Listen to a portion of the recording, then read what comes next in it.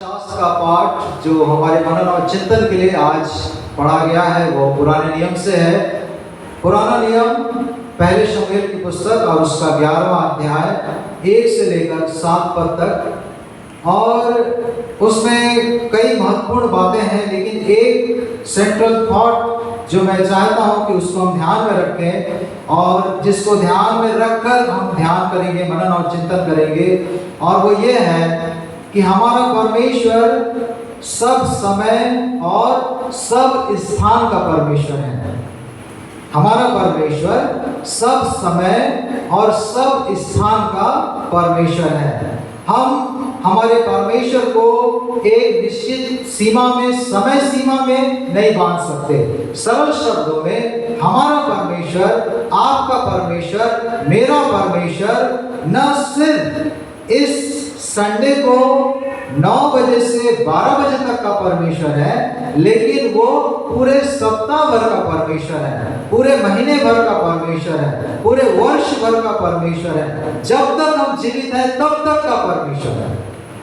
हमारा परमेश्वर सब समय का परमेश्वर है, सब स्थान का परमेश्वर है, सब परिस्थिति का परमेश्वर है। सो एक सेंट्रल थॉट रहेगा जिसके चारों तरफ हम इस वचन की रोशनी में ध्यान, मनन और चिंतन करेंगे। अभी हमने गाया यूहन्ना रचित सुसमाचार और उसका 4था अध्याय, यूहन्ना रचित सुसमाचार और उसका 4था अध्याय 24वें पद में लिखा है, परमेश्वर आत्मा है और अवश्य है कि उसके भजन करने वाले आत्मा और सच्चाई से भजन करें। परमेश्वर पिता आत्मा है और ये अवश्य है, ये जरूरी है, ये अनिवार्य है कि जितने भी उसके भजन करने वाले हैं आत्मा और सच्चाई से भजन करें। भजन करने का अर्थ क्या है? हमने उस कोरस को भी गाया कि भजने के लिए सृजे गए हम भजने के लिए सृजे गए हैं। तो भजने में कौन कौन सी बातें आ रही हैं? पहली बात उपासना करते तेरी, अभी हम लोगों ने क्या गाया? उपासना, साधना और आराधना। अगर उपासना से हमारा तात्पर्य राइट्स है, RITES राइट्स है, तो साधना क्या है? साधना में क्या आवश्यक है? साधना पवित्र धर्मशास्त्र को पढ़ना, मेहनत करना, परिश्रम करना, उसमें क्या लिखा है उसके ऊपर ध्यान से सोचना, परमेश्वर के वचन को देखना, उसको मन मस्तिष्क में रखना और समय आने पर उसका उच्चारण करना। साधना बगैर, आपने पढ़ी होगी कहानी कि उसने इतने वर्षों तक साधना की और साधना के बाद उसको ये सिद्धि प्राप्त हुई। उसने पसीना बहाया, उसने मेहनत किया, उसने कड़ी साधना की, तपस्या की। कहीं हमारी साधना हमारे मुंह तक तो सीमित नहीं है। वो साधना आप पवित्र धर्मशास्त्र में पढ़ते हैं और उसमें ऐसा लिखा है कि यदि विश्वास कर्म बिना है, काम के बगैर है, तो ये अपने स्वभाव में मरा हुआ है। हमारे विश्वास का, आपके विश्वास का, मेरे विश्वास का स्वभाव कैसा है, और उस स्वभाव को हमेशा जीवित और जीवंत बनाए रखने के लिए ये जरूरी है कि हम साधना करें। साधना परमेश्वर पिता के वचन को पढ़ें। भाई अभिनव थॉमस को हम धन्यवाद देते हैं, आप हमेशा फ्लैश करते थे यहाँ पे परमेश्वर पिता के पवित्र वचन को, और मैंने ही उनसे कहा कि भाई अभी हम कुछ समय तक के लिए आप रुक जाइए। वो इसलिए क्योंकि हमारी पीढ़ी के लोगों ने ये बहुत अच्छी चीज़ हमको बताई है कि बाइबिल लेके हम चर्च जाएं, बाइबिल लेके जाएं, पवित्र धर्मशास्त्र लेके जाएं, उसको पढ़ें, जरा साधना तो करें। हम यहाँ पे तो देखें कि क्या लिखा है ऐसा, कि ताकि जरा एक्सरसाइज होना चाहिए, जरा मेहनत होना चाहिए, जरा परिश्रम होना चाहिए कि क्या लिखा है उसको अपना खोल के। नहीं तो ऐसा हो रहा था कि नहीं, वहाँ पे तो सब आ जाता है, स्क्रीन पे फ्लैश हो जाता है, तो ऐसे ही चले जाते हैं, मोबाइल बस लेके चले जाते हैं, बाइबल लेके नहीं जाते। वैसे ही मैंने उनसे कहा कि भाई उस समय के लिए गीत, ताकि गीत पुस्तक भी आप लेकर आइए, उसमें गीत दिए हैं, उसको गीत देखकर आप उसको गाइए। आपका सब बॉडी, माइंड, ये सब एंगेज रहना चाहिए, साधना होनी चाहिए।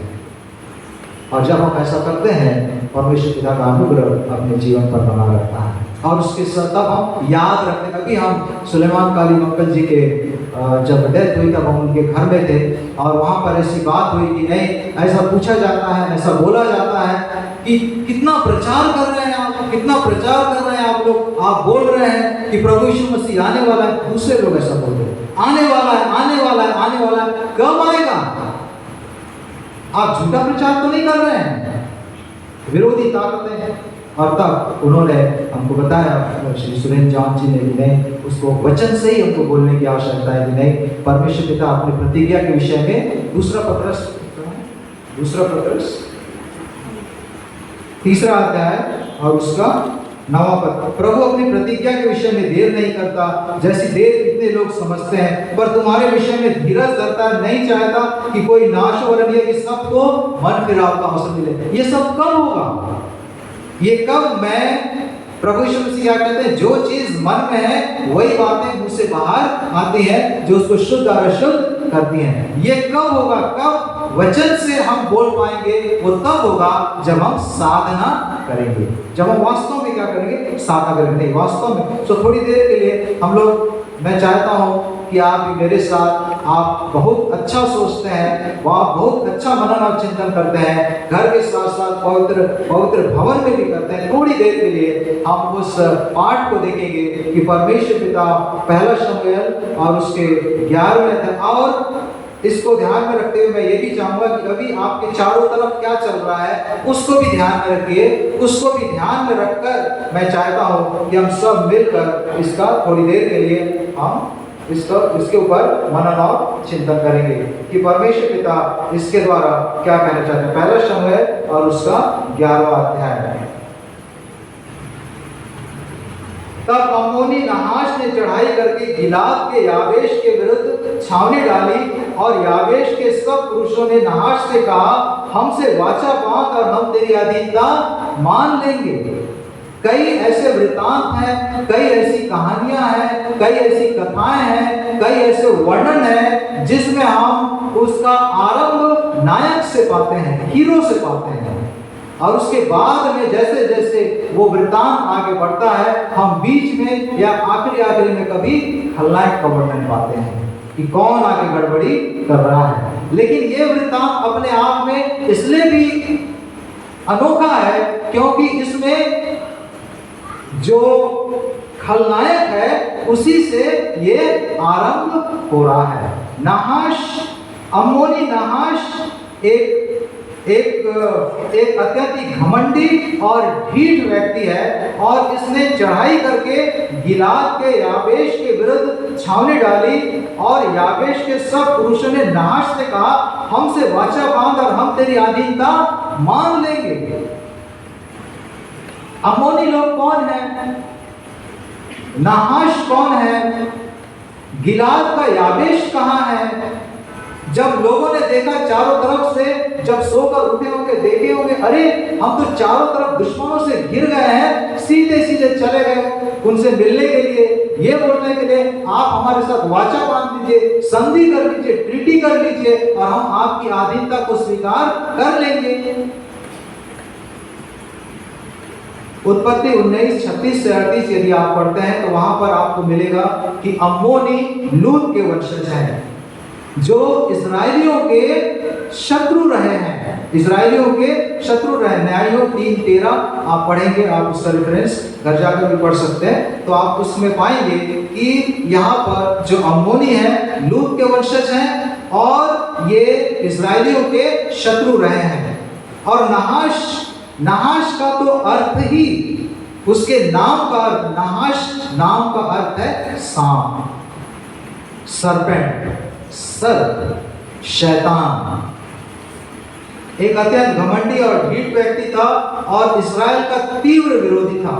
गिनती की पुस्तक और उसके 21वें अध्याय में, गिनती की पुस्तक 21 और 21 से 35 तक जब आप पढ़ेंगे, उसका अध्ययन करेंगे, आप पढ़िएगा उसको, तब आप पाएंगे कि ये उस भूमि को लेने का तीव्र अभिलाषी था जिसको सिहोन और ओग ने हथिया लिया था। जब इस्राएली आ रहे थे प्रतिज्ञा के देश में, तो मार्ग में इन लोगों ने सीहोन ओग और ऐसे ऐसे करके और भी कई राजाओं को उन्होंने मारा था, उसका वर्णन है। और इस सीहोन और ओग ने अम्मोनियों से जो जगह को ले लिया था, जिसको बाद में इजराइलियों ने अपने कब्जे में कर लिया, क्या अपने उसमें ले लिया, उसको फिर से छुड़ाने के लिए ये बहुत ज्यादा अभिलाषी था। और अम्मोनियों ने इजराइल के 6वें दासत्व काल में 18 वर्ष तक उनके उत्पीड़न में, इजरायलियों को सताने में विरोधी ताकतों का साथ दिया था। ये अम्मोनिय न्यायों 10 और 11 अगर आप पढ़ेंगे तो आप उसमें पाएंगे। फिर उसके बाद उन्हीं अम्मोनियों से इब्ना ने उनको छुटकारा दिया था। अब बदले की तीव्र भावना से ग्रसित होकर उन्होंने निश्चय किया कि हम इजरायलियों को मिटा देंगे। जब नाहोश आया पावर में, बोला कि नहीं, अब हम उसमें उनको मिटा देंगे। और अब वे गिलाद के याबेश में छावनी डाले हुए हैं। और मैंने पहले भी कहा कि नाहोश का अर्थ नाहश का अर्थ है सांप। और आप इसमें देखते हैं कि जब गिलाद के याबेश के लोगों ने नाहोश और उसकी सेना को देखा तो वे सब के सब घबरा गए और उससे मिलने चले गए। और वो क्या कह रहे हैं कि आप हमसे वाचा बांधिए और हम आपकी अधीनता को स्वीकार कर लेंगे। वो खुद से अपने आप को नाहोश जैसे व्यक्ति की अधीनता में देने के लिए खुद से चले गए। उन्होंने ये नहीं देखा कि जिसके पास हम जा रहे हैं, जिसके अधीनता को हम स्वीकार करना चाह रहे हैं, जिसके अंडर में हम होने जा रहे हैं, वो कैसा व्यक्ति है। वो तो वो व्यक्ति है जो कहता है कि एक कंडीशन है जिसके आधार पे मैं तुमको तुम्हारे साथ संधि करूंगा, वाचा बांधूंगा, और वो ये है कि मैं सब पुरुषों के दाहिनी आंख को फोड़ दूंगा। और अगर ऐसा करने के लिए तैयार हो तो मेरे साथ आ सकते हो। दाहिनी आंख क्यों? हमको सोचना दाहिनी आंख क्यों, बाईं आंख क्यों नहीं, और आंख ही क्यों? दाहिनी आंख यदि हम शारीरिक रीति से देखेंगे, बाहरी तौर से देखेंगे, तो वो ये है, जैसा मैं समझता हूं, आप भी इस पर ध्यान कर सकते हैं कि दाहिनी आंख युद्ध के लिए आवश्यक है। कैसा निशाना लगाते हैं? आंख नहीं मार रहा, बस ऐसा निशाना टाइप का कर रहा हूं। सो हम एक आंख बंद करके हम निशाना लगाते हैं, निशाना साधते हैं।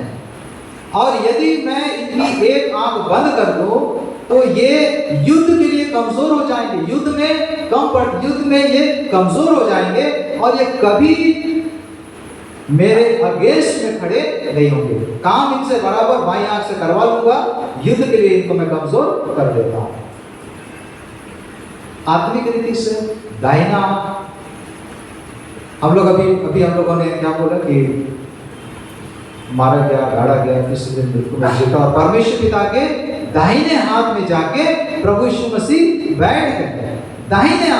दाहिना हाथ एक अथॉरिटी को बतलाता है, दाहिना एक पावर को बतलाता है, एक पद प्रतिष्ठा को बतलाता है।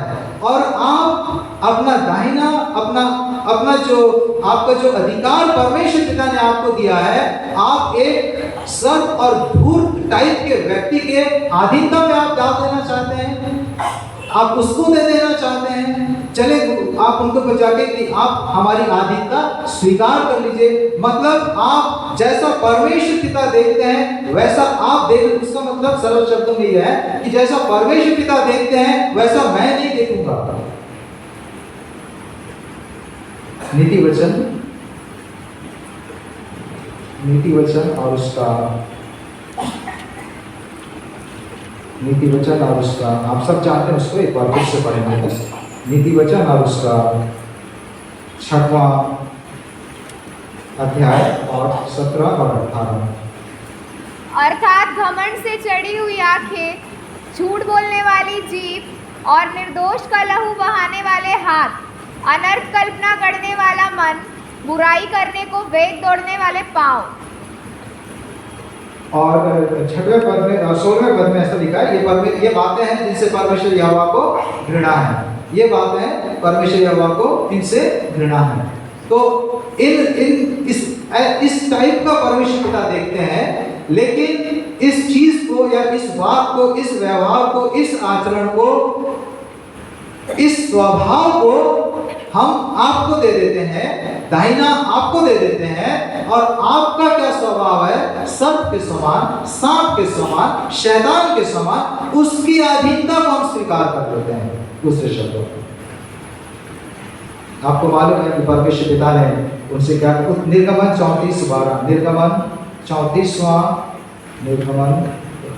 34 और उसका 12वां पद, निर्गमन 34 और 12। इसलिए सावधान रहना कि जिस देश में तू जाने वाला है उसके निवासियों से वाचा न बांधना, कहीं ऐसा ना हो कि वह तेरे लिए फंदा ठहरे। कहीं ऐसा ना हो कि वो तेरे लिए फंदा ठहरे। उनके साथ किसी भी प्रकार का वाचा, इसलिए सावधान रहना, जिस देश में तू जाने वाला उसके निवासियों के साथ वाचा न बांधना, कहीं ऐसा न हो कि वो तेरे लिए फंदा ठहरे। दुष्टों के साथ, सरल शब्दों में, दुष्टों के साथ जिनकी ये प्रवृत्ति है, जिनका ये गुण है, बल्कि जिनका ये अवगुण है, जिनके बारे में आप जानते हैं, उनके साथ किसी भी प्रकार की वाचा मत बांधना। लेकिन आज कई बार ऐसा हो जाता है कि हम उन्हीं लोगों के साथ वाचा बांधते हैं। हमारे चारों ओर ऐसा हो रहा है, हमको भी ऐसा ही करना चाहिए। यदि आप दूसरा कुरिन्थियों 6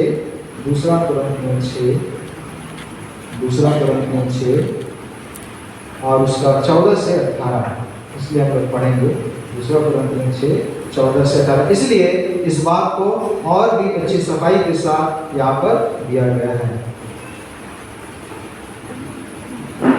अविश्वासियों के साथ असमान जुए में न जूतो, अविश्वासियों के साथ असमान जुए में न जूतो, क्योंकि धार्मिकता और अधर्म का क्या मेलजोल, धार्मिकता और अधार्मिकता का क्या मेलजोल, या ज्योति और अंधकार की क्या संगति, ज्योति और अंधकार की क्या संगति, और मसीह का बलियाल के साथ क्या लगाव, और मसीह का बलियाल के साथ क्या लगाव, या विश्वासी के साथ अविश्वासी का क्या नाता, और विश्वासी के साथ अविश्वासी का क्या मेल। 18वां पद पढ़ लो बेटा।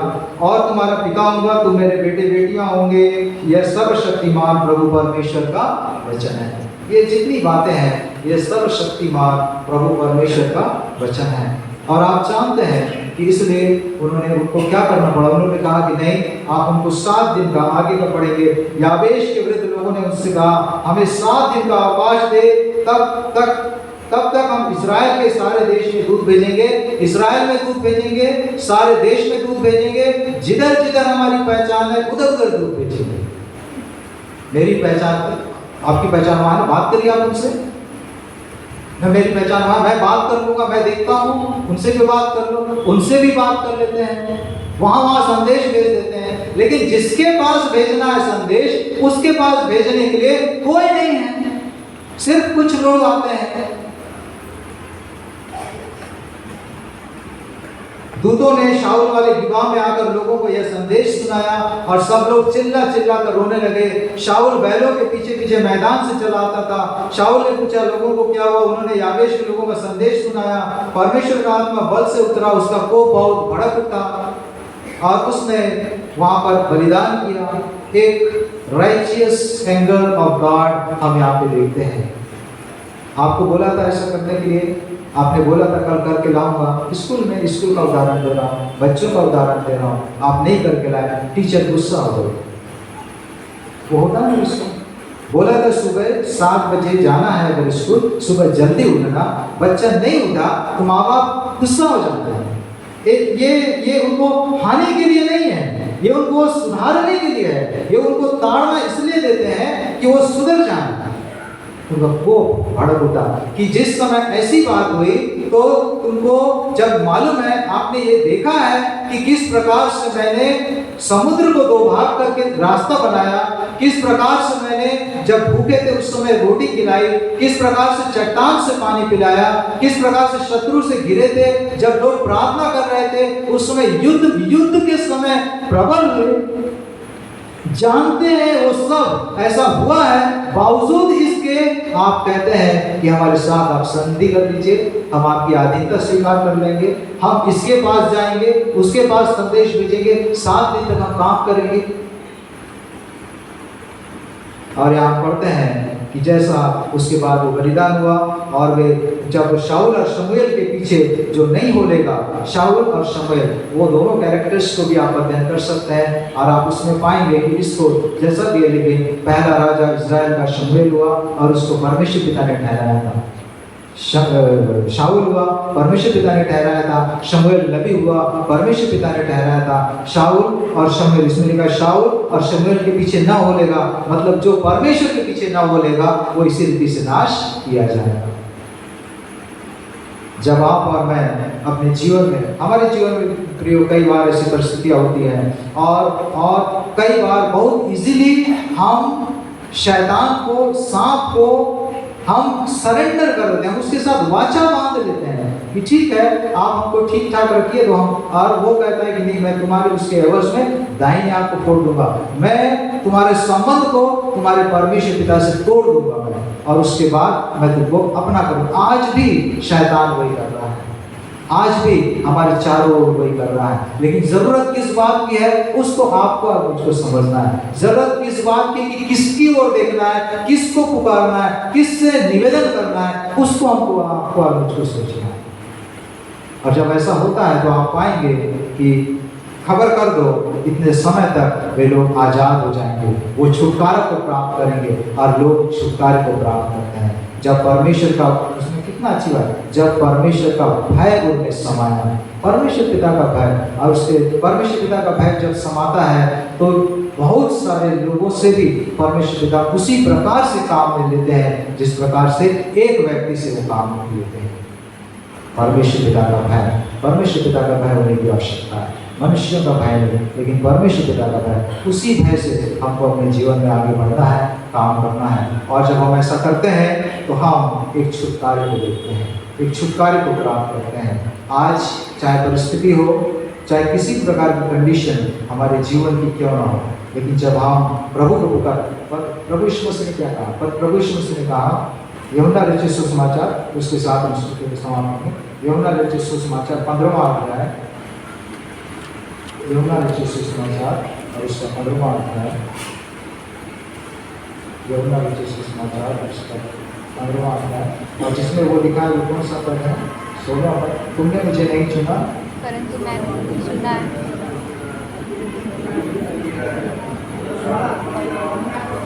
जी, प्रभु यीशु मसीह ने क्या कहा, प्रभु जैसा मसीह यीशु का स्वभाव था वैसे तुम्हारा भी स्वभाव है। प्रभु यीशु मसीह क्या कहते हैं, तुमने और तुम मेरे नाम से जो कुछ पिता से मांगोगे वह तुम्हें मिलेगा, वह तुम्हें दे। प्रभु यीशु मसीह ने ठहरा दिया है, प्रभु यीशु मसीह ने ठहराया कि तुम फल लाओ, तुम्हारा फल बना रहे, ताकि कि तुम मेरे नाम से जो कुछ पिता से मांगो वह तुम्हें दे। फिर 16वां अध्याय और उसका 23 और 24, उस दिन तुम मुझसे कुछ न पूछोगे, मैं तुमसे सच सच कहता हूँ यदि पिता से कुछ मांगोगे तो वह मेरे नाम से तुम्हें देगा, मेरे नाम से मांगोगे वो तुम्हें देगा। अब तक तुमने मेरे नाम से कुछ नहीं मांगो पाओगे ताकि तुम्हारा आनंद पूरा हो जाए, लेकिन हम दूसरे लोगों से मांग रहे हैं, दूसरे लोगों से दूसरे के नाम से मांग रहे हैं। लेकिन आज जरूरत यह है कि मैं अपने पिता से प्रभु यीशु मसीह के नाम से मांगूं और छुटकारे को प्राप्त करूं, और उसमें लिखा है तुम्हारा आनंद पूरा हो जाए। आइए परमेश्वर